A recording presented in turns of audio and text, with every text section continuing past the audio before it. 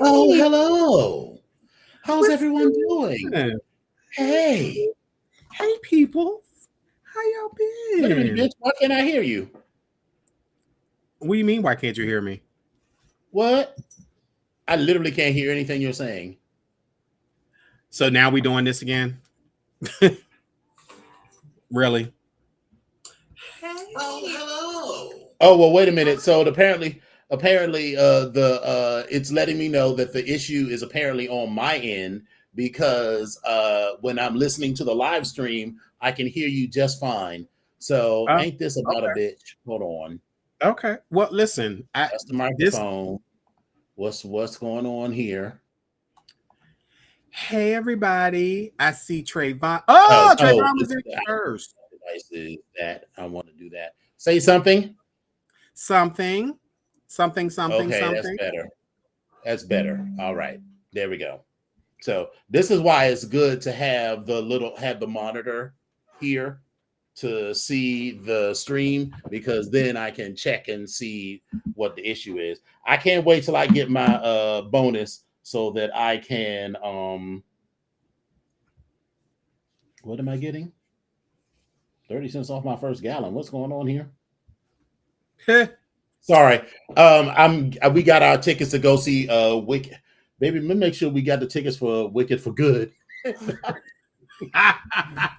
Because, babe, We get listen. there and like, bitch, why are we here for 5 hours? Because they have the thing where you can see the whole You could do both of both them movies. together. And I'm like, girl, I can watch that on a 70-inch TV downstairs. I don't need to re-see the first one in the theater, so I'm good. Listen. So all right, the movie started at 2:40. So you know what my rule is.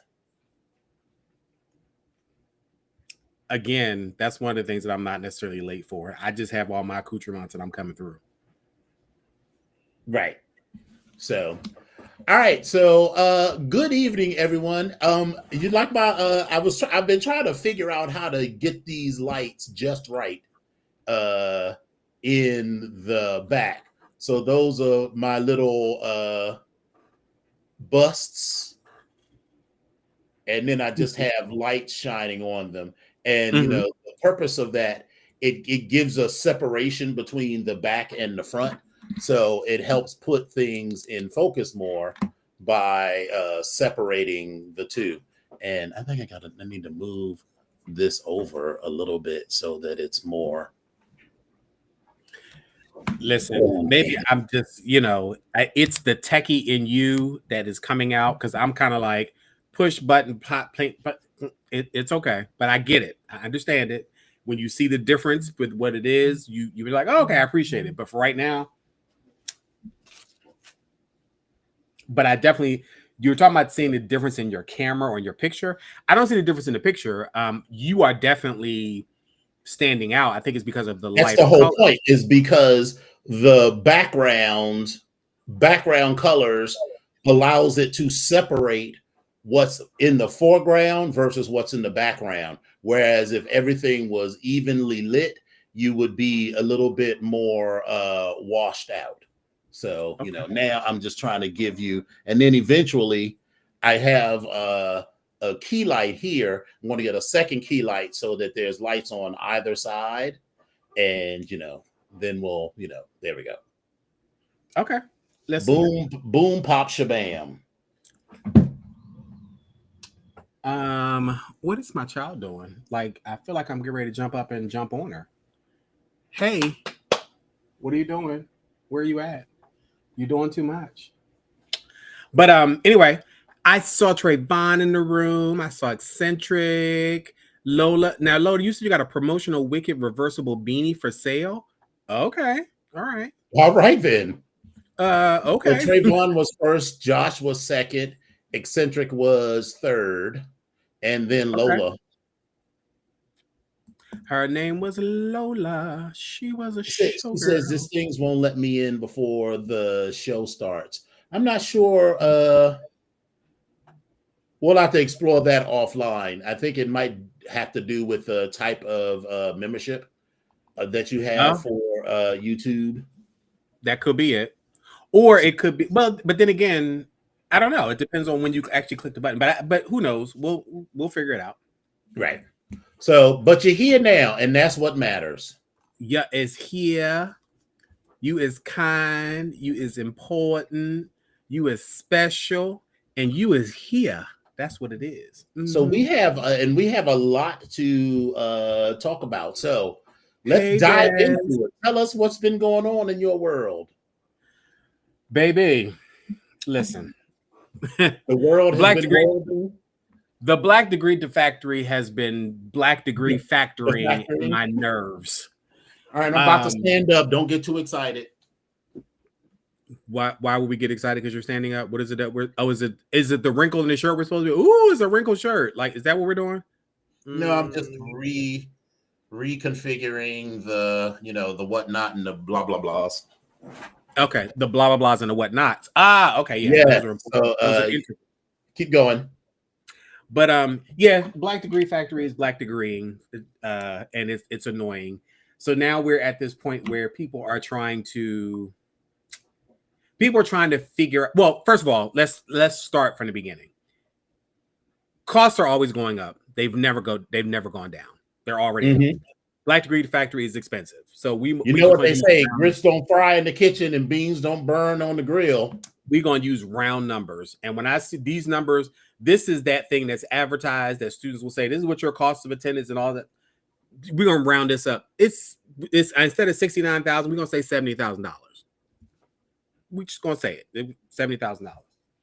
But you've chosen to come to this $70,000 institution. Okay, you knew from the time that you were admitted until the time that you saw your financial aid award package, you knew there was a deficit, but yet you still come. Okay, great. Now, most businesses, especially schools, whatever, build their budgets off of, estimated or projected income and all that stuff. And for us, it's going to be for student bodies. So that's going to take care of all the other stuff. And well, we already are projecting that next year it's going down. We already projected that this year, going into next year, the current students that we have, many of them are not going to be able to come back because they can't afford to take care of their bill. So we're losing money. And of course, that hurts the bottom line. So you're talking about staff and everybody else. So I get it. So now the Black Degree Factory is deciding to do all these initiatives and have us working like a Hebrew slave. And we are doing all types of things. So like I'm in Zoom calls in the morning, answering people's questions between 8:30 and 10 o'clock. First of all, let's start with this. I have been getting to work at 8:30. This is incredible. Incredible. But okay, I digress. So yeah, Zoom sessions with people. I mean, 8:30 is when most people get to work. It's my commute versus other people's commute. I'm not saying it's difficult, but I'm not a morning person, so we already know this. So listen, I usually we are well aware of that. I usually stroll in closer to like between that 8:45 and 9-ish time. That's what I do. But since this chat opens at 8:30 in the morning, I got to be there. So this is where we are. So we're doing chats in the morning. We're doing chats in the afternoon. We're doing all these chats every single day. And we have appointments set up every single day, all day, from 10 o'clock in the morning until 4 o'clock in the afternoon, every 20 minutes. And all of our staff are seeing people. So we're supposed to be trying to help all the students that have a balance to try to figure out what's good. Now, half of these students are sitting there thinking, oh, y'all sent me an email about, oh, I'm almost going to give me some more money. No, we're trying to help you figure out. We're about to tell you bad news. But that's all listen, that's what we got. We ain't got no. Are we gonna start calling you Eveline? It's not me, because here's the funny thing. I really want to give you everything that you need because I don't want you to come back in my office anymore. I don't. I mean, honestly, listen, my time as an administrator, at other schools and financial aid, if you got on my last nerve, baby, when I tell you I'm finding all the money that I can give you to get you up out of this place earlier than you. Listen, you trying to graduate a semester early? Let me give you some extra money. Let me get you up out of here. Let me figure this out. Let me get you out of here. So, but yes, for me, but it's not even that. We just don't necessarily have it, and people just know it's a deficit. And so there's a large percentage of people that are using loans. And of course, now with this new administration and this big beautiful bill and all these other things, there's caps on plus loans and all that stuff is going to start happening next year, not this current year. So that people that can't afford this year, the same ones are going to have to come back for next year. And how the heck going to afford it when there's a cap on what they can take out? If they're usually taking out $35,000 and all they can take out is $20,000 now, you short. You still short. So we're trying to do all the things that we can to kind of make sure as many people can stay as possible. And that's what we're doing. But it's exhausting. And then you're doing this. What it should have been done during registration, when registration opened. But of course they didn't do that. So now we're on to the early action, early decision people and trying to get their awards out. And they want to have them awards letters to go out on December 22nd. The university closes for Christmas on the 17th. Yes. So my hind parts will be. Sounds like you need to get on it. I don't understand what the problem is. It's annoying, but in any event, it's a lot of that. A lot of people coming around, and a lot of people. It's annoying. But listen, I'm happy to be able to help some people. I'm happy to be able to come into a job. I'm happy for all those things. But baby, I need you all to disconnect. I need. It's a thing where no one values the 8:30 to 5 time or the weekends or the evenings, or they just want to call you a random day. And I don't like that.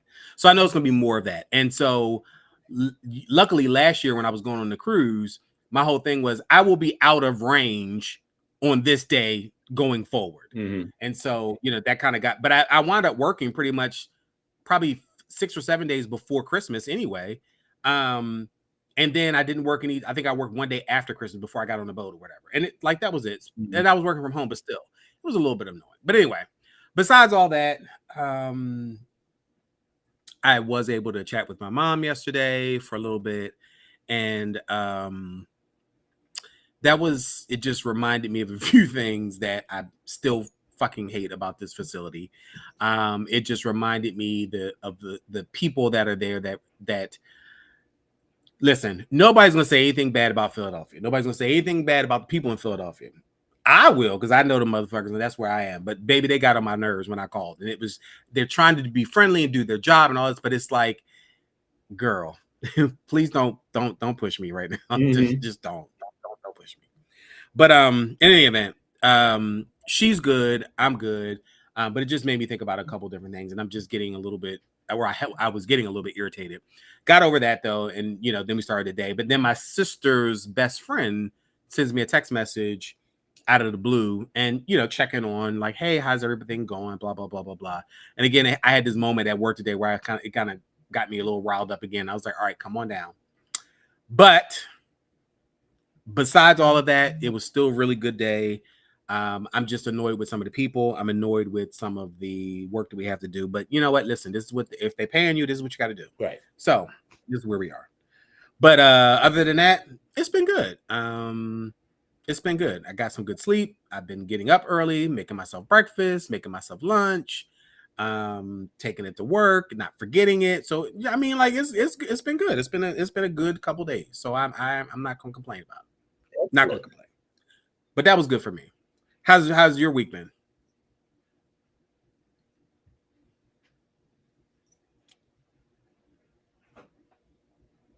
We're gonna translate that in the Dominion Book of Translation. If it's a lean and a lip turn up to the right, that means it was I. If it was a lean and an upturn to the left, that means it was more not all right. But we're gonna work with it. Hey, go away! What are you doing? My child is annoying me right now. Everything was fine. It was just normal work stuff. People getting on my nerves, not doing their job. Everybody want to wave their dicks around, and I'm just like, girl, y'all are really. And then so the problem is that I spend too much of my time giving a shit, and then I work with a bunch of people that don't give a shit. So.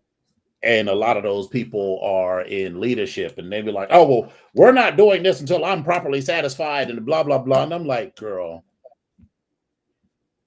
you You put all this bass in your voice for no reason because now the shit is on you. So when we are late, it's not on me. And whatever. So fuck them people. So I am whatever. This weekend I discovered that you could make a lovely wine slushy. And you don't need to do nothing but pour some wine in the Ninja slushy machine. So wait. So you bringing? Are you gonna make this slushy for this weekend? I mean, while we sit in the movie theater, it would be melted long. Well, I mean, and you're not supposed to bring outside food or drink into the theater, Epic.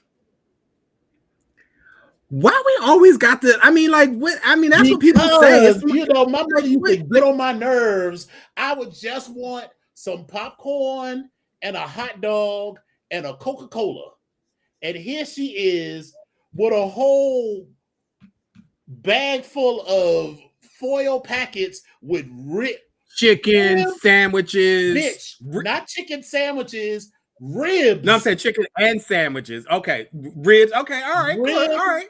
Greens, baked beans, macaroni and cheese. We literally had a meal in the theater. I was so pissed and so embarrassed. I mean, listen. All I wanted was fucking popcorn. All I know is, as a kid, when I was under 10, I grew up with a lot of friends around me because one of our a family of friends of ours, they had Dexter, Alex, Michael, Mark, Jeffrey, Tamika. So and then it was always me and the other kids. So it was always like 7 or 8 kids all around. So we would always, I'm going to the movie theater, even drive-ins and everywhere else. Somebody always had a big purse. Somebody always had food. So we'd all sit down in our chairs and then we hand each individual soda, each individual little package of this, each little bit, and we sit in the movie theaters like, that's all I'm saying. So I'm just used to it. This is not the existence that I want to live. I want my butter flavored movie popcorn, my soda, and my hot dogs with extra mustard. And also, if they don't have goobers and they give you that old sun-made chocolate covered peanut bullshit, that is not what I need. So I always bring my own goobers. Now, I need to go on record. Dominion, would you like me to get you some goobers before I get there? Yes. I'll get you a pack of goobers because that's one of my pet peeves. People be like, and Grace, is she in here? Grace does this to me all the time. Well, can I have some? I'd be like, baby, I don't speak English. I'm sorry. You want me to buy you a box? Well, no, I just want what? Girl, you want me to buy you a box? That what you? So, all right. Yes, but we are going, and so this weekend we are going to see Wicked for Good on Saturday afternoon. So I have had chicken tenders from the concession stand at the movie theater. Eccentric, I done went to KFC in the motherfucking drive-thru and came through with my motherfucking family box and popped that motherfucking box when I was in the movie theater up in Monroeville, Pennsylvania at the motherfucking movie theater. I'm sorry, not Monroeville, North Hills, Pennsylvania. And I sat up to that motherfucker and I ate that chicken and I was fucking it up and the wedges and the motherfucking beans and the motherfucking biscuit. Yes, I fucked it all up. And I dared somebody to come and ask me something. The fuck? Classy. Yeah. The fuck? Epic Onyx, the epitome of class. The fuck? And so, yeah. So I am excited for to see the movie. Other than that, the last weekend was low key. I was supposed to have a little bit of playtime that fell through the cracks. And so I found another crack to fall into. And look at you being the resourceful young man that you are. Very resourceful. You know, that's my biggest strength Exactly. That is my biggest strength, that I'm resourceful. And so I did that, and otherwise my weekend was just low key. I've been moving stuff around, getting stuff together slowly for the rest of the year and next week. Because next week, I didn't mention it, but I'm gonna be on the road with this Showtime, so I don't think we're gonna have the show next week. So what's next week? The day next Wednesday, what was the day before Thanksgiving? Yes. Okay, well, let's talk about that off. Yeah. Well, we either going to cancel or not, so it's not really. Yeah, I didn't mean to spring it on you. My apologies. Well, here's the funny thing, and correct me if I'm wrong, and maybe we're on the same page as this. I don't know if it's because the nuclear family situation, the dynamics have changed and all that type of stuff. I don't know what that is, or just because I'm just getting older. But I'm kind of forgetting about some of these holidays, and I'm kind of forgetting that people want to do stuff with other people on some holidays, and I'd be like, okay. Well, in a fit of emotion, I agreed to go see my family in Alabama. So that is, otherwise I would be here or in New York or doing something. But I promised, and I got ashes to drop off and a bunch of other things. So I promised that I would do that. So it's going to be done. And that is that. And I'm not saying I'm never going to go again, but Alabama is not exactly my number one place to go. So, it might listen. Don't ask it me might to commit. Don't ask me to commit to next year, because I'm not going to. It might be different. You might get down into Alabama and you might be Alabamaing a lot of motherfucking Allas. It could happen. I cannot even imagine the pussy and how good it would have to be to make me want to make a return trip to Alabama specifically for that. Well, I mean, could I have a good time? Yes, because I'm not staying at the family compound. I'm staying in a hotel. So okay,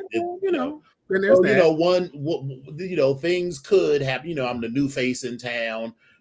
Probably maybe the only person on the grid in Grindr who's actually a new girl in town, and she. So there's a fresh freckled face exactly in the neighborhood. Hold on. The Bluetooth device is ready to pair. Gotta move. Gotta get out. Gotta leave this place. Gotta find some place. A brand new place. A brand new place. A place where his face that I see won't be staring back at me, telling me who to be and how to be. Some place where I can just be me. Gotta move. Gotta get out. Gotta leave this town. Gotta find the town. It's that one though. She said, a new man, a man who that one note for me. Where I go, a man who won't ask how I learned what I know, a man who knows that I've got to be free, a man who will Dominion Onyx, unscripted. Let me be. Unscripted. Gotta move. That's the note that I love. That's the one note that I love. She's like, gotta move. For those of you all that don't know that song, that is "Gotta Move" by Barbara Streisand. The incomparable Barbara. Call me Barbara. It's Barbara. You got to put your shoulders in when you say her name. It's Barbara. Barbara. Barbara. You got to put your shoulders in it. You can't say her name without putting your shoulders in it. It's Barbara. Right. I mean, you know. And a high kick, exactly. So, so that's the plan, is to fly down to Atlanta, pick up the rental car, drive to Montgomery, spend 2 days with family, drive back to Huntsville on Friday, drop off some of the ashes, and then drive back to Atlanta for 2 days of shenanigans. Because I was going to say, you're going to need some decompression in Atlanta. Okay, good. How long was the drive? Is it from Atlanta to Huntsville? How many? From Atlanta to Montgomery is 2 hours. 2 hours. Okay. Yeah. So, ooh. And then because I want to go and be with the family that day, because I'm supposed to be cooking something. I don't know exactly what it is, but. And you're going out of town to cook? Ooh. I'm either going to cook or pick something up, because I don't live there. I don't know what kind of pots and pans, and I'll call my cousin and be like, what is it that you want me to make? That's why I need to get there early enough so I can get to the grocery store, because ain't nothing going to be open on Thanksgiving Day. So I wanted to not get there so late that I won't be able to get something. But I can cook just about anything. So I can sizzle up some macaroni and cheese, or some greens, or some mashed potatoes, or greens, beans, potatoes, tomatoes, ham, lamb, turkey, you name it. Fry it up in a pan with Anjali. And we'll never let you forget you're a man, 'cause I'm a woman. Anjali. Lord have mercy. Yes. Why did I see? I think I saw that last time I was in the. I think the last time we went to the Patapsco Flea Market, I think I saw Anjali still there. Oh, I'm sure. Like a bottle of Anjali, like still sitting there. But anyway, well, listen, what's going on with the tickety talks and things of the natures of the week and of the years, and I've got some real zingers. So okay. Ready? Come on, let's do it. Okay, so Trump used to be a Democrat and then he became a Republican. What if he became a Republican because the Democrats left a bad taste in his mouth?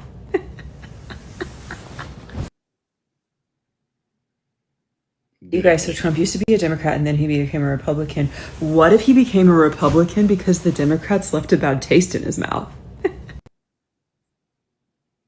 I mean, so I was not expecting to wake up on, what day was that? Was that Thursday?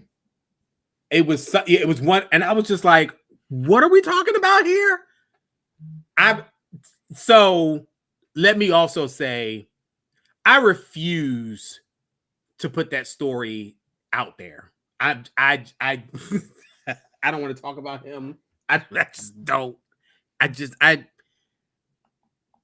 So it came out on November the 14th, which was Friday. So I was like, when I saw it, I was like, this has to be made up. But then, and so, I went to the Twitters and I was like, oh, there is validity to the idea that the story is out there.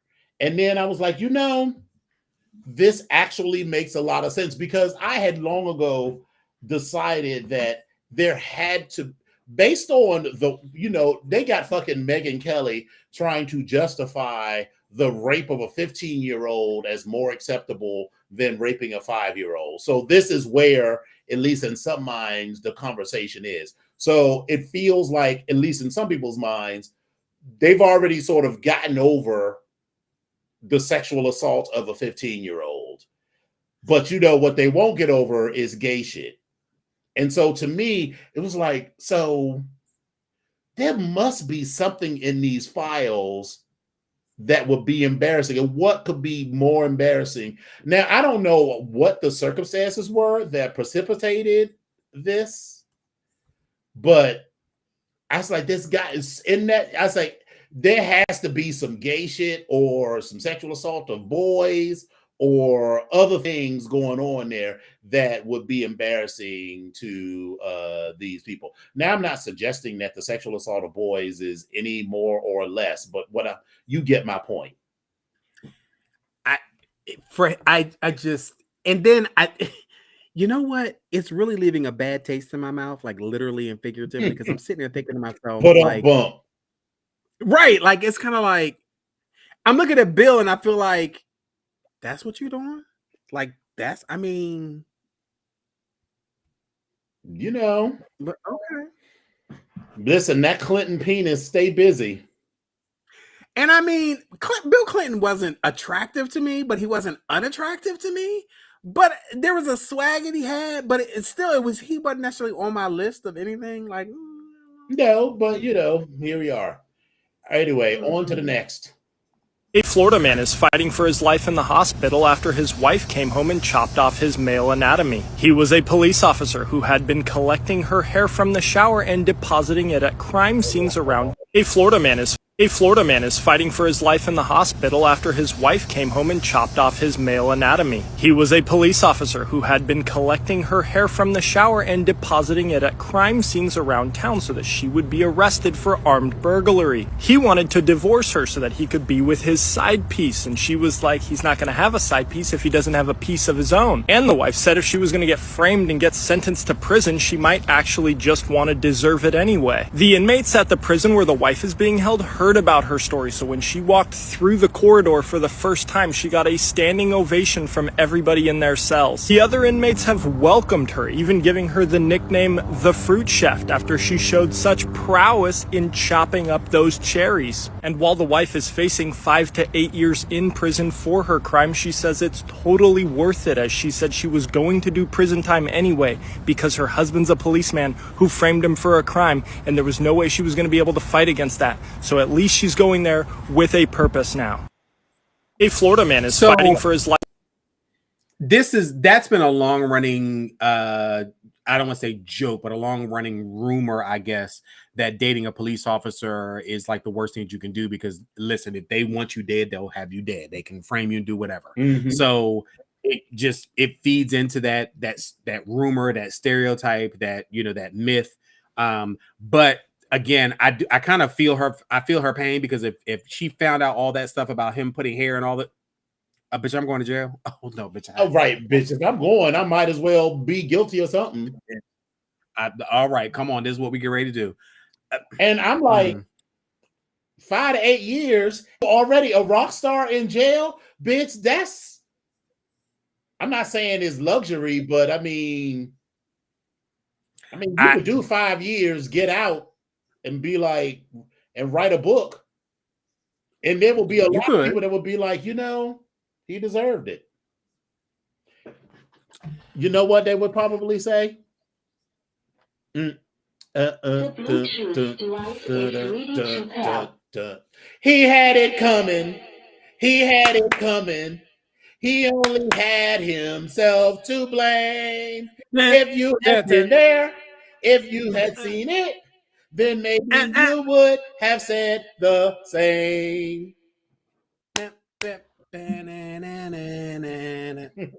Yeah.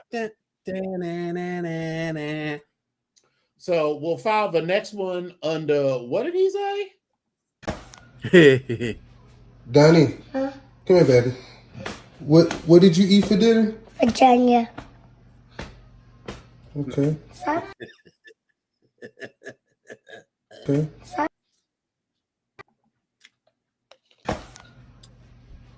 Donnie, come here, baby. What did you eat for dinner? Virginia. Okay.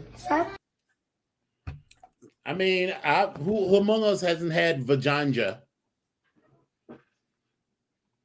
for dinner? Dinner, snack, lunch,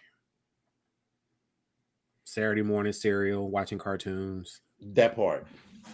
So, you know, the next one reminds me that I need to go back and watch Scandal. Or rewatch Scandal. Ooh, I hope it's... Smile at her, and I take off my clothes for you. I wait for you. I watch for you. Comes up with a little... I smile at her, and I take off my clothes for you. I wait for you. I watch for you. My whole life is you. I can't breathe because I'm waiting for you. You own me. You control me. I belong to you. You own me. You control me. I belong to you. You think I don't want to be a better man? You think that I don't want to dedicate myself to my marriage? You don't think I want to be honorable, to be the man that you voted for? I love you. I'm in love with you. You're the love of my life. My every feeling is controlled by the look on your face. I can't breathe without you. I can't sleep without you. I wait for you. I watch for you. I exist for you. If I could escape all of this and run away with you, there's no Sally or Thomas here. You're nobody's victim, Liv. I belong to you. We're in this together.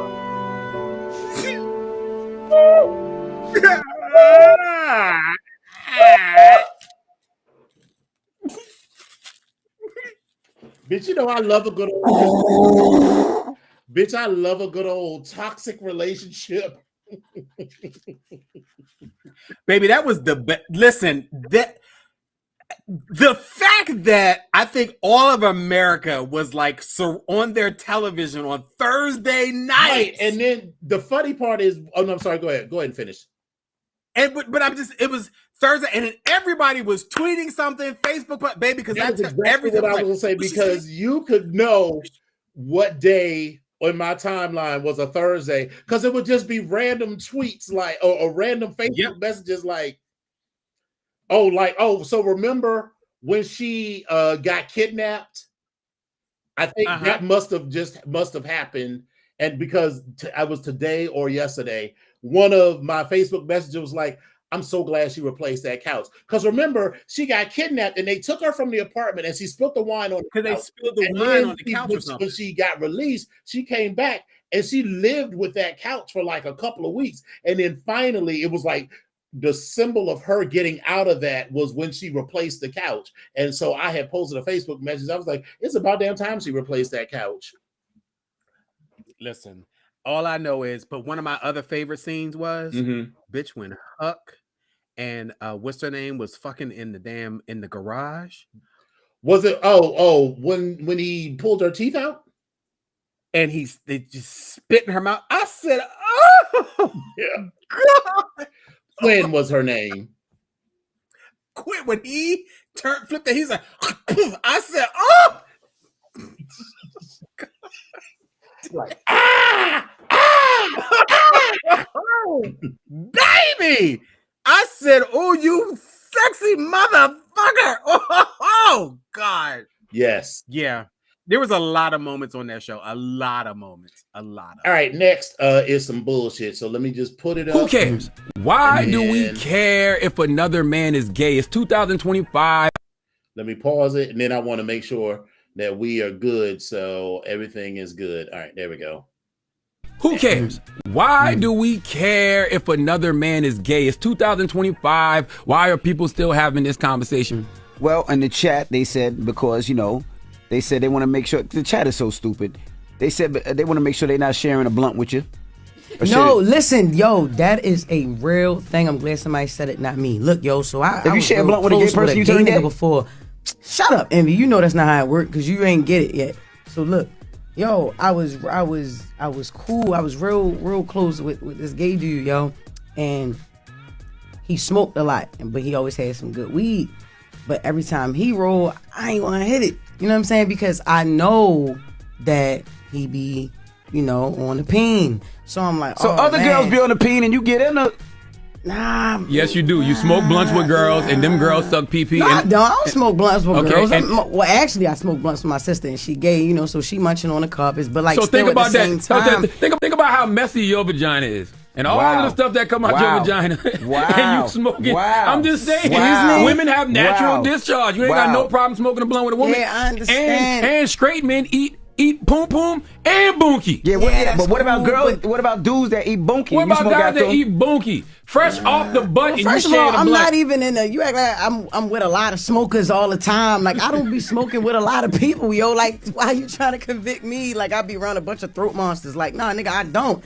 I know people. My sister, I smoke with her. I smoke with my husband. I don't smoke with nigga. I don't do that. You smoke with bottom feeders before.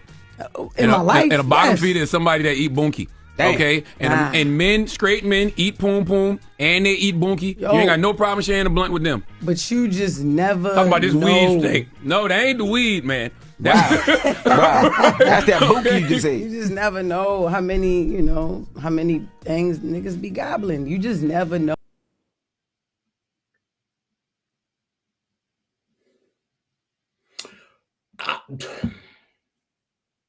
This bitch has my pressure up.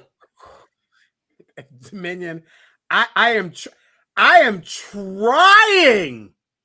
I have. Listen. This is the dumbest.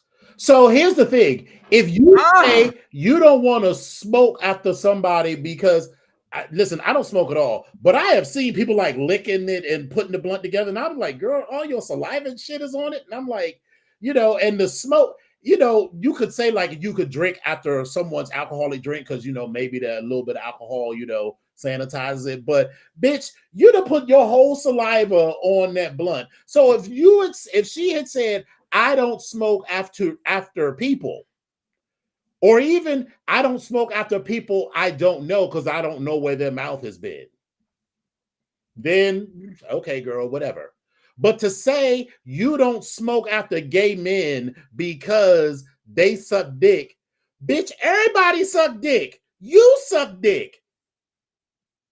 And let me just be clear. I'm not here, because child, I feel like she's tippy pawsing out of somebody's closet.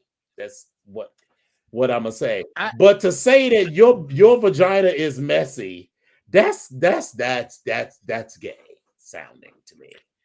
I'm trying with Jess Hilarious. Like I like Jess Hilarious. I try to root for the hometown person. I know she's not necessarily from Philadelphia, but she's from Baltimore, and I still feel a little kinship with Baltimore as well. I'm trying with Jess because I generally think that I think she has a lot of talent. I think she's pretty funny, like on her comedy side. Like there's things about her that she does that that's kind of fun. And I'm trying to root for her, but every day there's always something that she does and that she says that just reminds me of like, bitch, you have lost your motherfucking mind. You're a little off. Like that doesn't make any sense to me. And I'm always trying to root for her, but I don't know. Like her and TS had this moment where they were going back and forth. Now it's this, and it's like the logic doesn't make sense to me. And listen, I'm not blocking none of her bags. I ain't got nothing of what she got and all that type of stuff, but that doesn't make any type of sense at all. None. And again, all. And like Desmond said, he smokes heavy. He doesn't smoke with anybody. He didn't say he don't smoke with the gays. He said he don't smoke with anybody. And I respect that because, again, when you rolling that blunt and you licking it, and then you smoking it, oh, no, girl. No, ma'am. But, listen. And I don't even hit the vape pen with too many people I don't know. It's only two people that I have ever hit the vape from. One is the birthday boy that we just mentioned. And by the way, happy birthday, Deviant. And the other is our good Brista. And right. Well, that's a combination package. Right. And so, but it's just, that whole commentary and the line of thinking is insane that you just, as a whole rule, don't smoke with people who are homosexual because you assume that they suck dick and you don't know, which is just crazy to me because you are dicks. And the other part of this is, let's go ahead. Listen, if you want to go ahead and start this whole war, okay, so listen, you're a straight woman, you mess around with a straight man. Listen, if anybody in this comment section is a straight man, and I'm not necessarily talking about you, but I'm talking about the generalization. Straight men are nasty. They don't know how to wipe their ass. They don't know how to clean up their arms. They don't know how to clean their balls. Their feet stink. They got fungus. And you gonna put your nasty mouth all over this man that you laying around with and sucking all his balls and taking his, and his shit is dirty, and you're gonna probably put his feet in your mouth and they motherfucker, you got fungus and shit. And then you wanna try to come around and smoke a blunt. And then you got the nerve to say that the gays got more. Right. And then also this, the infantilized language, because I'm like, what is bunkie and boob, whatever he said, I was like, you mean vagina? Or even if he had said pussy, I mean, maybe because they on this show that airs on whatever, so maybe they just can't come out and say pussy, but apparently you can say gay niggas. I mean, you can say that phrase, so fine. But anyway, fuck them all. I've tried, and like I said, I've tried to support her because I genuinely do like her. I don't even know how I feel about Charlemagne anymore, but I do know that what's his name? The other guy, DJ. What's his name? DJ Envy. Envy has been the only person out of the three of them that has not been as problematic as these two have been to me. Mm-hmm. All right, now this next one is a long one, and I'm not gonna skip around on it, but file this one under. Okay. That's the topic. File this under. Did he cheat, or did I catch an STD from a koala? All right, so I gotta rearrange it because I like it when we are like this. So now you can see our reaction fully. Or did I catch an STD from a koala? Hold on. I'm trying to get it. Did he cheat, or did I catch an STD from a koala? Absolutely. This is reading Reddit stories with Smosh. Yes. This is what we're about. This is a 27-year-old woman. My husband, who's 28, and I have been together for 5 years after being friends for most of my teenage years. We have 2 sons, and this took place in March of 2020 when I was 3 months pregnant with my second child. I had gone to my 13-week scan follow-up after the ultrasound alerted something wasn't right. I fully expected the worst, but my GP just said they could see something on the scans with my fallopian tubes. Nothing was wrong with the baby and wanted to get bloods and swabs done. When the results came back, my GP called me to come in urgently. That's when she showed me that my tests had returned positive for chlamydia. I was shocked, and my GP knew I had been with my husband for years. She was my doctor all the way back when my first son was born. She knew all of our history. She straight up asked me if our relationship was monogamous, and I, of course, said yes. She gave me the rundown of treatments and scripts, telling me that my husband would need to come be tested as well to confirm before he, too, would likely need treatment. All with a look of pity. She was thinking it, I was thinking it. My partner had cheated on me and given me an STD. I'm furious and heartbroken, but I go home and take a hot shower, scrubbing myself clean. Then I sit down in our home, our family photo hung on the wall mocking me, and call him. He is at work, and I'm crying on the phone explaining that I've just been to the doctors and gotten results that I'm positive for and how could you do this, you bastard? All the works. I hang up and he is calling me over and over, but I'm trying to calm down as I have to collect our son from daycare and still be put together as a mother somehow. I ignore his calls and go about my day utterly crushed. I'm giving our son dinner when he comes home. He comes into the house and sets his stuff down loudly and throws his keys at the wall. He sees that I've got our son, so he just walks into the bedroom and slams the door, and I hear the shower run. I'm confused and even more hurt because I don't know what I was expecting, but this wasn't it. I finish feeding our son and bed routine, then settle him to sleep. It's about 8 p.m. by now, and I'm exhausted, but I go to the room to talk to my husband, and he is sitting on the bed holding his head in his hands, crying. I walk over to him and say, I don't know how you could do this to me and our family, but you've given me an STD, and you also need to get tested and take this medication. He looks at me, eyes red raw, yelling that I am a sick and twisted person for cheating on him, getting an STD, and then blaming him for it. I have never cheated, and I hate cheating. It's a disgusting act. All right, so everyone's aligned. She's pregnant with their second child. She goes for a routine checkup and discovers she has chlamydia. She's like, I ain't been with nobody else, so I had to have gotten it from my husband. Meanwhile, the husband is like, well, bitch, I ain't been with nobody else, so how the fuck did you get chlamydia? So both of them are like, I didn't do it. So I'm going to fast forward and skip through all of this where they decide to stay together and all of this. So now I just got to find the right place. Act to do to someone you love. But he is adamant that he has also never strayed, and our argument ends with Irwin comes on. He was talking about how the biggest threat to koala populations is chlamydia. All right, so fast forward a couple of years. they have sort of gotten past it, although their relationship is not the same. You know, they're sort of like distant with one another, but they got 2 kids or whatever. They don't fuck as often as they used to or whatever, but they still together. And, you know, this is their new normal. One day, the husband is in bed. The husband is scrolling TikTok, and here's this post about Steve Irwin talking about koalas. Now, I swear if a light bulb appeared in his head, it would have shone out of his ears because I saw him start to piece things together. He now has come to the conclusion that he thinks he did give me chlamydia, but not through cheating. Back in mid-late 2019, there were huge bushfires in Queensland. OP lives in Australia.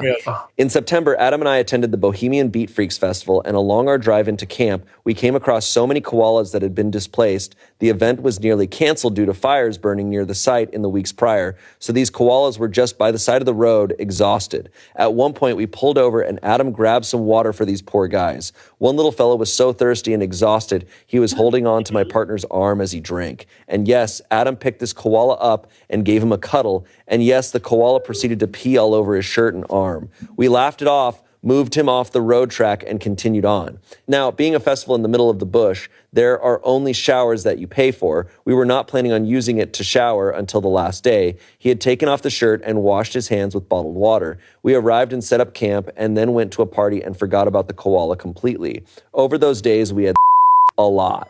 Yeah, writing this now, I realize how gross it all sounds. So, is everyone with us? So, they were on their way to a festival. Let's say it was like they were on their way to Burning Man. On their way, they passed a forest that was being burnt out. So all the koalas was forced out of their natural habitat. And they was just on the side of the road. And we all know how cute koalas are and everything. And so they go to help the koalas because, you know. So but I would too, bitch. I probably would too. But here's where they and I would differ. So they pick up the koala, which I would never do. I would have put that water in a little bucket on the side and been like, here you go, and gone on my way. But anyway, so one of the koalas crawls up on him, drinks the water, pisses all over him.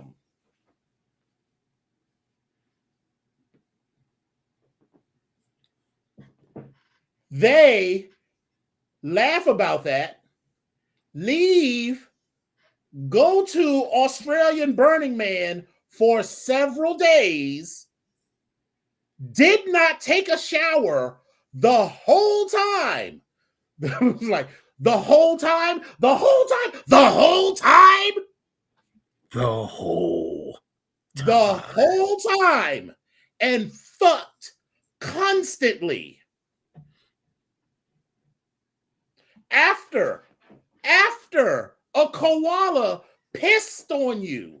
So even if I had been with somebody and been like, girl, we don't want to pay for this shower because it's in the desert, don't want to pay for the shower or whatnot because, you know, you got to pay for the shower. First of all, I'm not the kind of bitch that would go a place where you got to pay for the shower because the shower isn't free. Because I'd have been like, I'm going to go to this festival during the day, but check into the Queensland Marriott, you know, at the end of the day. But sure, even if I had no intention of showering, after an animal pisses on me,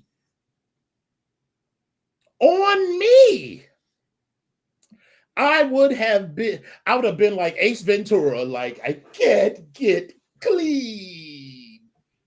And there's no way that anyone that I am fucking could be trying to push up on me. That part. After a koala pisses on them. Because I'd have been like, they'd have been like, I'd be like, bitch, if you don't get in the fucking shower.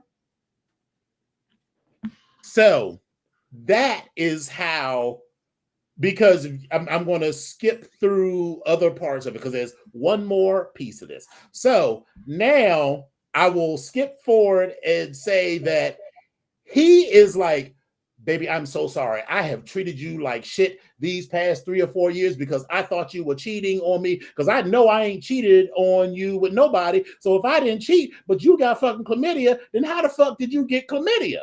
And now he's like, bitch, we have an excuse. We are just dirty, funky motherfuckers. All right.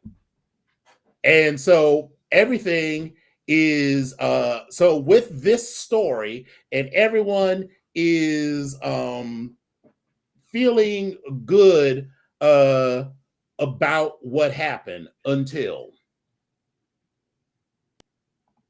But that's the culture of Aussie Bush doofs. And we were young parents who had a rare break from having our... Finding this out, it's like my husband has changed again.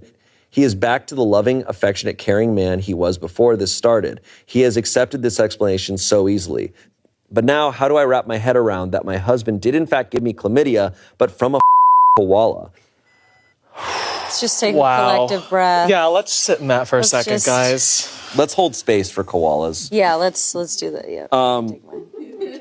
It's good. Yeah. I think I knew that koalas carry chlamydia. Now, to be fair, a koala did pee all over him. And he didn't bathe. Right, and then was. Yeah. Huge. Thank you. So, I mean, that's a lot that happened. Right. I'm also of the, I mean, man, like you handle moving on from it. They desperately need couples therapy because what they've now gone through is pretty rough. If somebody does cheat, it's likely that you're going to be able to see that. And I would think if they were caught or exposed in this way.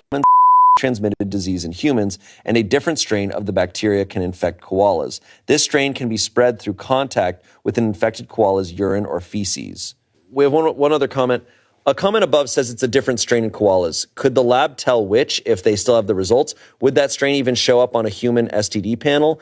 I'll say more therapy is needed now, though, and it seems like time is needed, too, as this is a newer adjustment to your reality. The trauma you both felt for years is real, and your body can't tell that it was based on something that may not be true. OP responded, I don't know, but this is something I'm going to ask my GP next now. If there are different strains, surely they can tell on a test. I might have just found the actual concrete answer I've been looking for. Thank you. Wow. Update. Oh my God, thank you. Oh no. I was so hoping that we could get this answer. Oh no. Oh no. So if sorry, I haven't read anything. Okay. If it's not koala chlamydia, then there was not koalamidia. Koalamidia, then it's cheating. If it's not koalamidia, then it's not only cheating. It's like now we're at nuclear levels. Right. That 3 years later, he found an excuse on TikTok and was like, got it. I sat my husband down last evening and spoke about how I'm feeling now that we know the truth. I talked about how much pain I've been put through with him accusing me and vice versa, and I apologized for my part in things. Told him how much I loved him and how happy I was to finally put this to rest now that we both know there is nothing between us. And then he starts fidgeting and getting upset, and he tells me that he cheated. Whimsy is dead.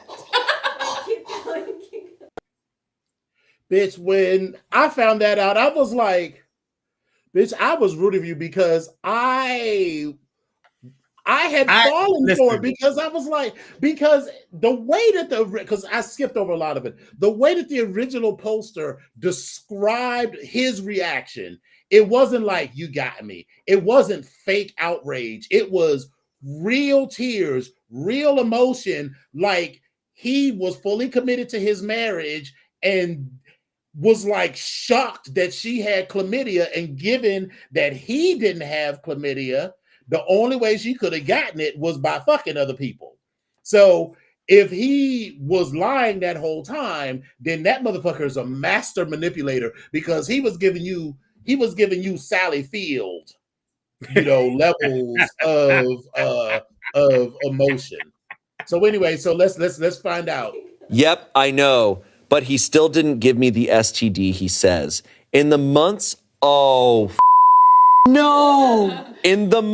after finding out, yes, our relationship was in a really bad place, when he wasn't living at home at that time, he went out and had a one-night stand with a girl from a pub in the town over. He explained that he genuinely believed that I cheated, and after a few drinks, he decided he was going to end things with me. So he went ahead with sleeping with this girl. It was his way of getting back at me. Plus, he was convinced that our baby wasn't his, so he was really in a broken place. But the next day, we met up, and this was the day I brought up separating, and he said that instantly he had a regret and felt as if things were even now. He decided he would stay if I did a paternity test and the baby was his, which he was. He thought that if I was never going to tell him I cheated, he would never tell me either. He only told me now because he realized how stupid he was. And all right, so that's enough of that. So he didn't cheat to give her the chlamydia. The chlamydia apparently really did come from the koala, because there's no further update to this story. So we don't know.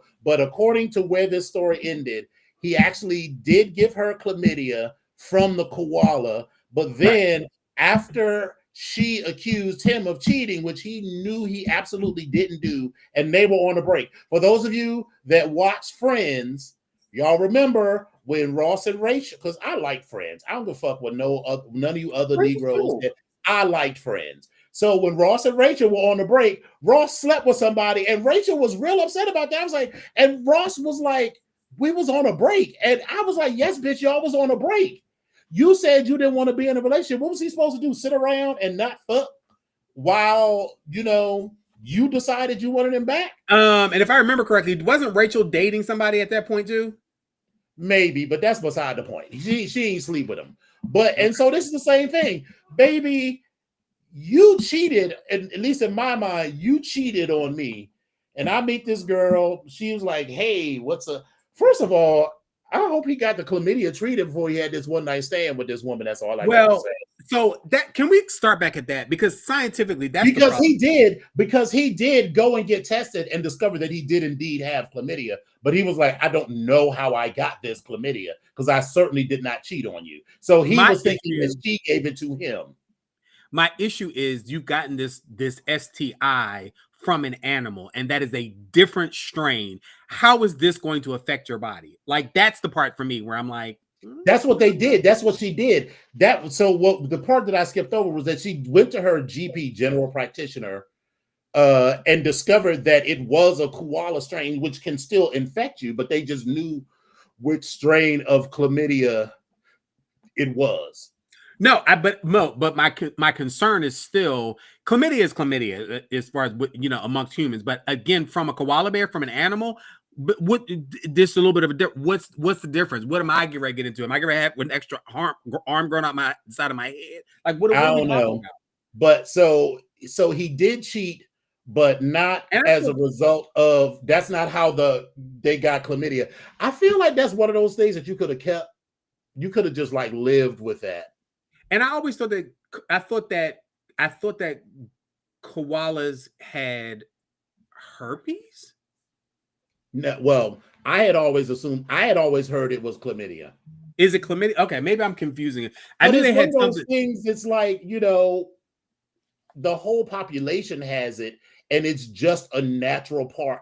I don't think in humans it's called chlamydia, but like if koalas was intelligent, it's just like this is some shit that we all have. So it's not like a thing that infects them per se. You know what I mean?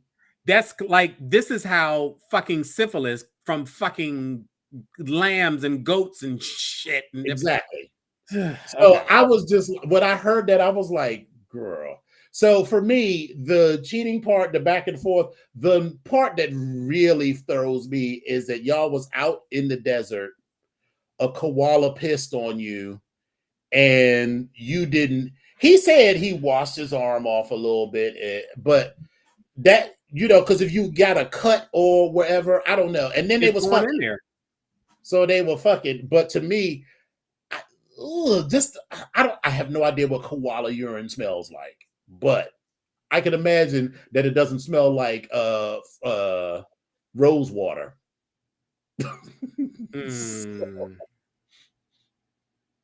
All right, so we have two more, but we're going to talk about one. This is a really cool movie that I'm hoping that I'm ready to see. Well, we all know why we're here. I don't. Do you? Well, I'm here to... No. Why is he here? A month ago, your late grandmother updated her final wishes. She was obviously losing her marbles. I can assure you that Mrs. Woodley's marbles were very much intact. Oh, for fuck's sake. Yes? My football went into your garden, I think. You hear the birds. You hear them? That's all they do. Bonk. Sorry. One should never apologize for an interest in literature. I didn't get your name. It's Dorothy. Come round here often? Every day. Wow. Just passing strange. Besties, then. You are the first person ever, truly, to see me. So, you're a friend of Dorothy?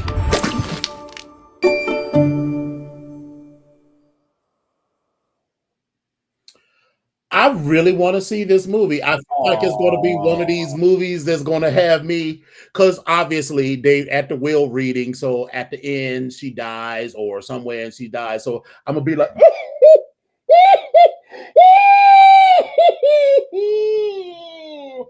I know you're dead inside, so you probably won't, but you know, I know it looks interesting. I would go and see it. Yeah, so I will check to see what it come out. And they released that trailer early, apparently, so that they could it could qualify for Oscar consideration. So anyway, so enough of koala chlamydia or koalamidia. Koalamidia. On to some stories. Yes. Okay, listen, ladies and gentlemen, we already know that some of these entertainers, rappers, singers, everybody else have platforms, and they should really use their platforms for good and not necessarily for evil. This is my opinion on this particular subject, but here's where we are. Listen, according to Rolling Stone, Nicki Minaj spoke at the United Nations headquarters yesterday. And she called out what was perceived as extremism against Christians in Nigeria. In her conversation or in her speech, she said, I wanted to thank President Trump for prioritizing this issue and his leadership on the global stage and calling for urgent action to defend Christians in Nigeria.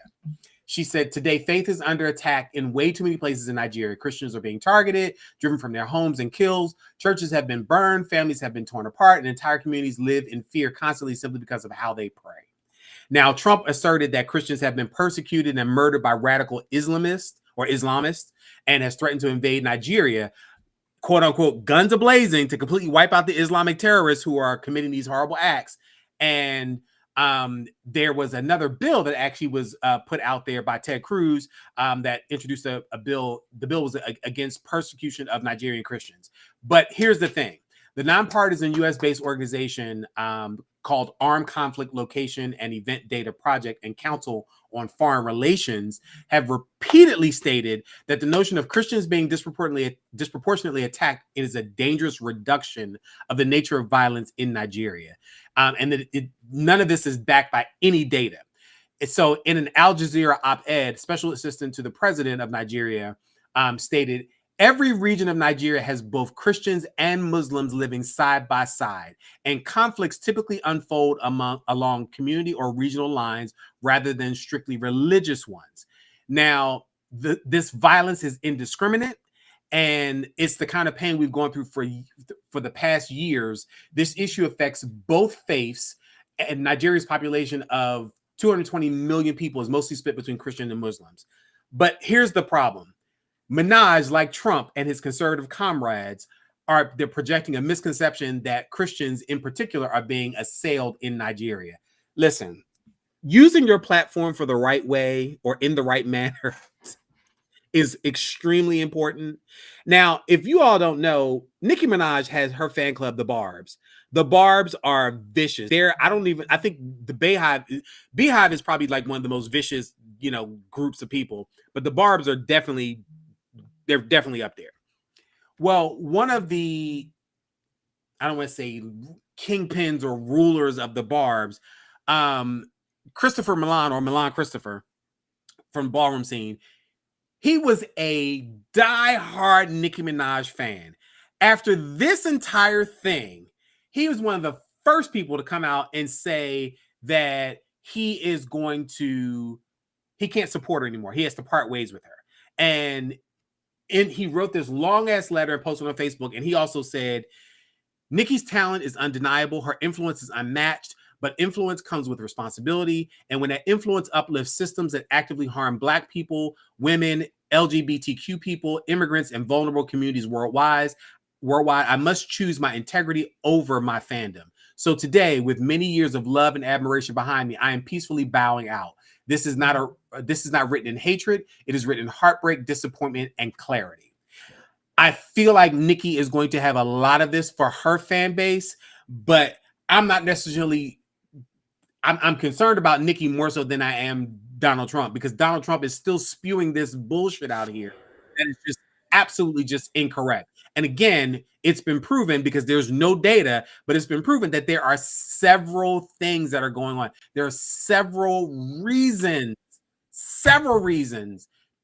and it's not even being indiscriminate is one of the several reasons that this violence happens. I'm sorry. There's a question out there on the floor. I'm sorry. Oil independence, natural resources. With 220 million people, I believe Nigeria is one of, if not the biggest economies in Africa. And they recently uncovered a huge oil reserve in Nigeria. Anytime this country moves around the world to do shit, it almost always involves oil. The whole reason, if you remember that story, you remember maybe last year when Joy Reid still had her show, and she was talking about Iran and how we got to the Iran hostage situation. It all had to do with oil, and how some brothers who owned an oil company wanted access to the oil under Iran. So they got the CIA, because one of them, they were both from an oil family. One of them was the head of the CIA, and the other one was whatever. So they got rid of the democratically elected president of Iran or whatever, and installed the Shah of Iran, who brutally repressed his people. So that created the conditions for all of that to happen. So all this got to do with oil, resources, whatever. Because if you really gave a shit about oppression of people and all sorts of things, you will be moving in this country entirely different. Doing shit, and not. There's no reason at all to involve yourself in a conflict across the world. The only reason that we are not more directly involved in Palestine and the Palestinian conflict is because there is no oil there to be had.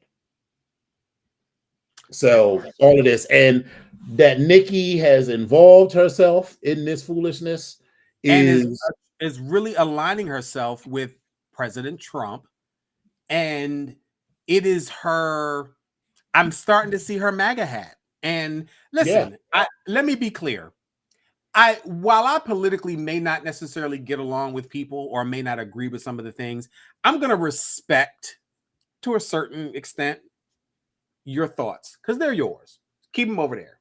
I may not want to hear them, but I'm not going to do anything to shut you the fuck up. I'll just walk away.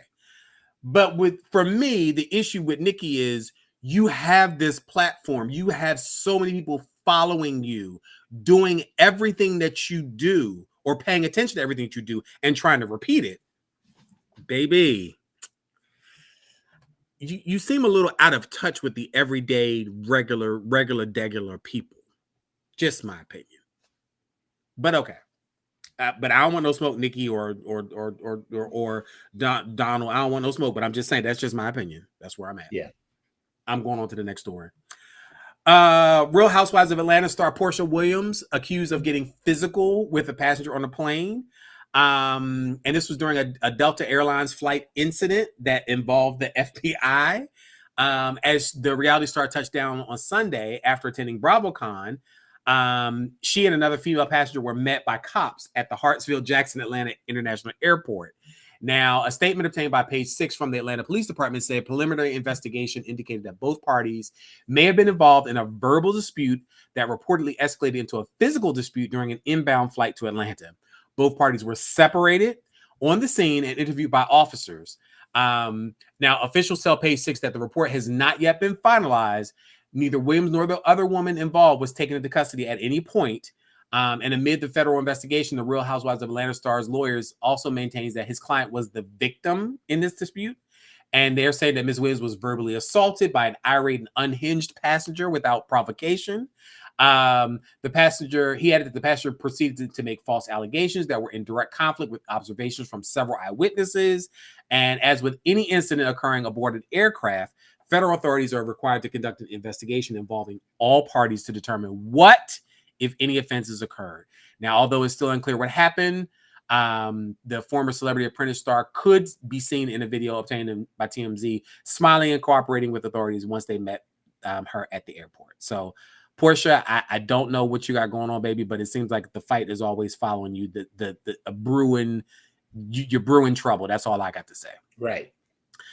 But I have this story that I want everybody to chime in on. So listen, Kim Kardashian and her daughter Northwest. There was a post that was out there, and it's in regard to North's dermal piercing, and the dermal piercing is it's a single point piercing, and there's anchor jewelry underneath of it, and it's underneath the layer of the skin. It's in her middle finger.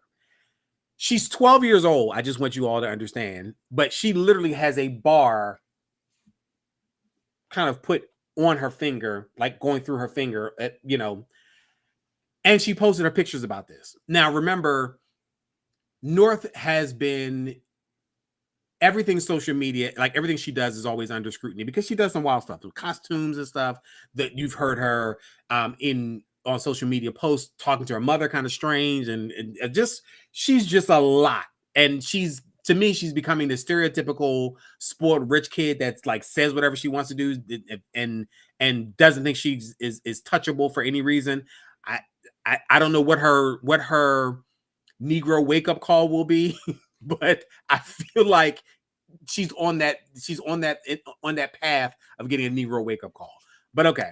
But anyway, I wanted to bring it to you guys and try to figure out, how do you guys feel about a 12-year-old getting a dermal piercing? For myself, I was 50 years old when I got my nipples pierced. Granted, call me a late bloomer as far as that's concerned, but it is what it is. I've since removed them because they just kind of worked their way out, and it is what it is. But I enjoyed that, and I know we're talking about a finger, but I enjoyed them. I would continue to have them if they didn't give me any issues and problems. But again, I was a whole adult and able to make those decisions. Her mom, I don't know if her parental structure is the most solid, but she has all these resources at her fingertip, and she's 12 years old and went and got this piercing done. How do you feel about this? I don't even know. Well, we are living lives at different price points and different whatevers, but I think for people like you and I and everybody listening, the idea that you could go get that done because somebody had to drive you to the mall to get that shit done or whatever, and the idea that you would even get it into your head that you could do such a thing is different to me. So I think it's wholly inappropriate. Well, it's wholly. I mean, listen, in cultures in lots of non-European cultures, getting piercings is no big deal. People get it done all the time, and they get it done at ages much younger than 12. But Northwest don't live in any of those cultures. She lives in Beverly Hills next door to Kathy Griffin. So, so yeah, you could say all of that other stuff, but that's not the culture that she grew up in. And I'm hesitant to say that it's parental neglect because I don't know that she's being neglected or no, but it's certainly not the kind of parental oversight that Donda West, Kanye's mother, would have been like. If she was alive, she'd have been like, my grandbaby did what? So I will just leave it at that. I get it. We were talking about ears and we were talking about babies and getting piercings and all that type of stuff. But all the extra, listen, I think it's great. I think it's amazing, the piercing part and all. If you want to have all these things done, great. While you are still a child and you are still growing and your body is still changing, and I am responsible for you, I am going to say no to all of these things. Once you are at an age where you can fully understand what they mean and you can care for these things properly and everything else, you're grown. I want you to do whatever you want to do. But right now, it's not going to happen. Yep. It's not. It's a negative. Not. So, but that's just my opinion. Another, I wanted to talk about this as well. There were some, have you all been hearing about these people that have been passing away at Disney? There have been some deaths at Walt Disney World in Florida, and they all of a sudden just keep popping up. The Orange County Medical Examiner's Office on November 8th said there was a death at Disney's Sarasota Springs Resort. The details surrounding the incident remain unclear, but this marks the latest death in a chilling string of 4 others at the resort in recent weeks, 2 of which were apparent suicides. So a 31-year-old woman died by suicide at the Contemporary Resort October 14th. Then a week later, a man in his 60s died after suffering a medical episode at Disney's Fort Wilderness Resort and Campground. In late October, a 28-year-old man identified as Matthew Cohn also died by suicide after jumping from a height at the Contemporary Resort. And then on November 2nd, a woman in her 40s was transported to Celebration Hospital where she died. Disney, what y'all got going over here at this doggone this resort here? What y'all got going on? Just coincidences. There's not a pattern. Well, okay. Well, maybe but listen, you got something going on over there. We don't know. People come into the happiest place on earth to kill themselves. At least 2 did. Maybe it's anyway. Yes. So listen, there's some new music this week.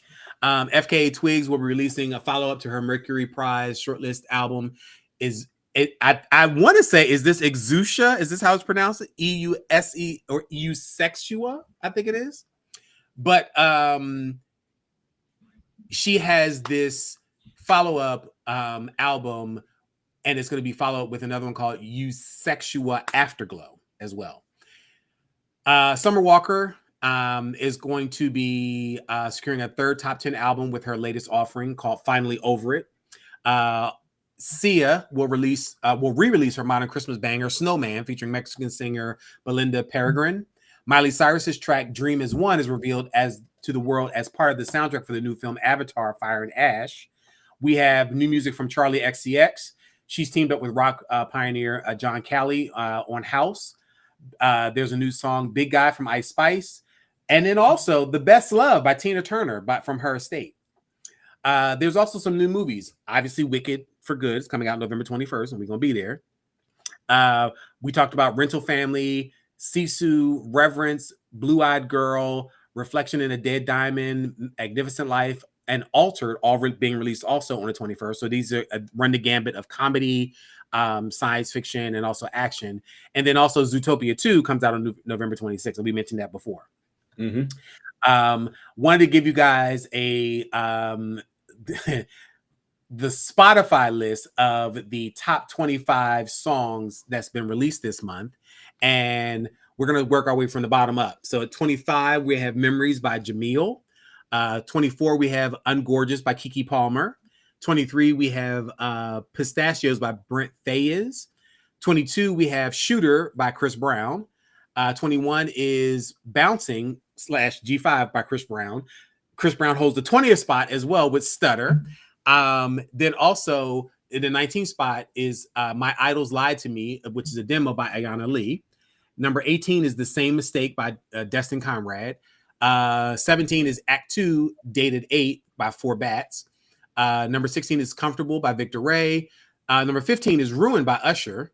And number 14 is Bloom by Aquila. Number 13 is Rebound by Jennifer Lopez. 12 is Drown by Justin Timberlake.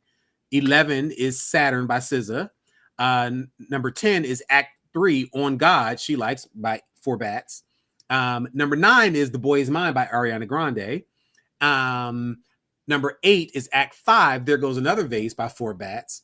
Number 7 is Residuals by Chris Brown. Number 6 is 20s by Giveon. Number 5 is Deeper by Party Next Door. Number 4 is Burning Blue by Mariah the Scientist. Number 3 is Rather Be by Giveon. Number 2 is Folded by Kehlani. And the number 1 spot this month is Go Baby by Justin Bieber. This is where we are, babes. I have no idea who most of those people are. Well, you know, Kehlani, SZA, Justin Bieber, Chris Brown, Jennifer Lopez, Usher. I mean, I feel all right. Maybe half of them I know.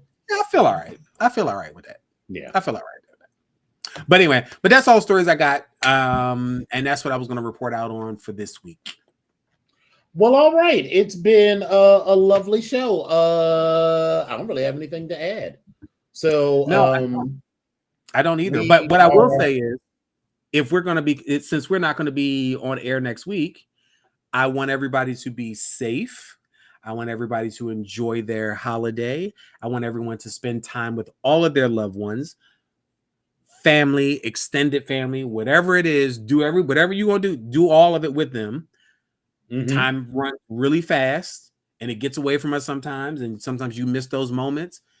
And when you are with your family and your friends, and in those moments, be in the moment, be engaged, so you won't miss a thing. Because I swear, when I'm with my people that I care about and I'm actually engaged in the moment, baby, I can replay the whole night over and over and over again from beginning to end.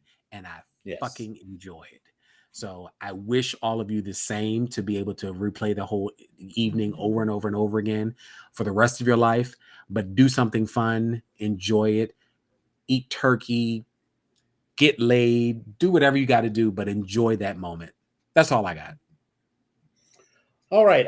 Well, the same. I'm wishing you all of the best as we really get started for the holiday season.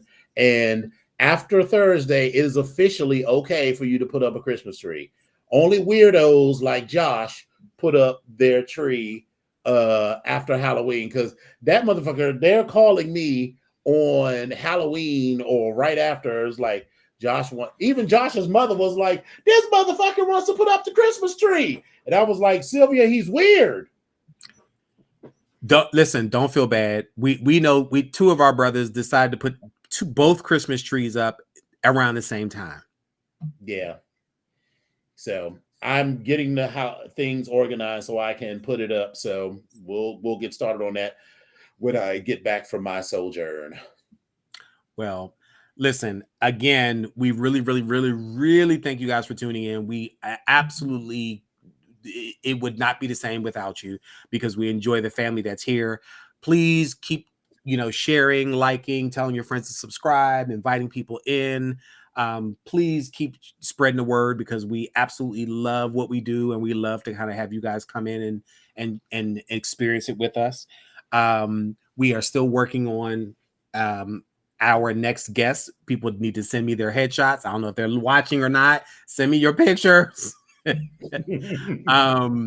But again, you could be doing anything else, but thank you guys for being here so much. And we sent out our very small thank you gifts last week to our top 4, which were Josh, Lola, Eccentric, and Desmond. So listen, congratulations. Don't spend it all in the same place. You probably can get a stick of gum and maybe a half a cup of coffee. That's all you got. Oh, and we forgot, we wished Deviant happy birthday, but we forgot to mention Eccentric. Eccentric's birthday was yesterday. That's right. Listen, Happy birthday, Eccentric. And baby, listen, like I said, them boots, baby, we're going to have a conversation about them boots. Them boots. Well, thank y'all for coming out. God bless you. And good night. Good night.